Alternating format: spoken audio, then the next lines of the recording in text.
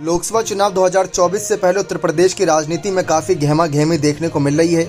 UP फतेह करने के लिए एक तरफ विपक्षी दलों का गठबंधन इंडिया कमर कस रही है, तो दूसरी ओर भाजपा के साथ उसके सहयोगी दल भी तैयारी कर रही हैं।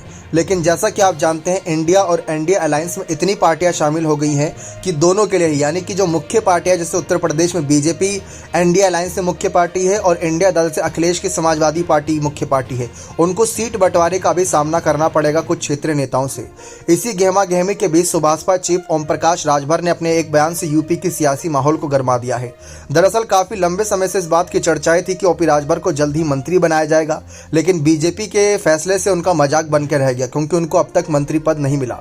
ओम प्रकाश राजभर के इंडिया गठबंधन से संपर्क होने की चर्चा उड़ी थी। बताया गया था कि मंत्रिमंडल में जगह पक्की नहीं होने से ओम प्रकाश राजभर नाराज चल रहे। अब उन्होंने मीडिया के अटकलों को जिम्मेदार ठहरा दिया। उन्होंने साफ कहा कि इंडिया गठबंधन के बड़े नेताओं से संपर्क की खबर अफवाह थी।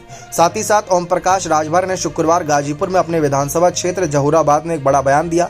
मंत्री पद न मिलने पर इंडिया गठबंधन के नेताओं के संपर्क पर राजभर ने कहा कि मेरा सबसे संबंध है और इसका मतलब ये नहीं समझना चाहिए कि मैं एनडीए के साथ नहीं हूँ। हम लोग एनडीए के साथ हैं और आगामी लोकसभा चुनाव साथ लड़ेंगे। राजभर ने कहा कि इंडिया गठबंधन के जो नेता हमारे संपर्क में हैं, वे दूर से एनडीए का समर्थन और सहयोग करेंगे। राजभर ने कहा कि हम तो एनडीए में शामिल होकर सहयोग कर रहे हैं, समाजवादी पार्टी हटकर बीजेपी का साथ दे रही है। उन्होंने ये भी कहा कि अब तक इंडिया गठबंधन की 3 बैठक हुई है और अब कोई चर्चा नहीं हुई। कांग्रेस ने यूपी में सपा को दिल खोलकर समर्थन किया और उत्तराखंड में सपा ने कांग्रेस को ही हराया।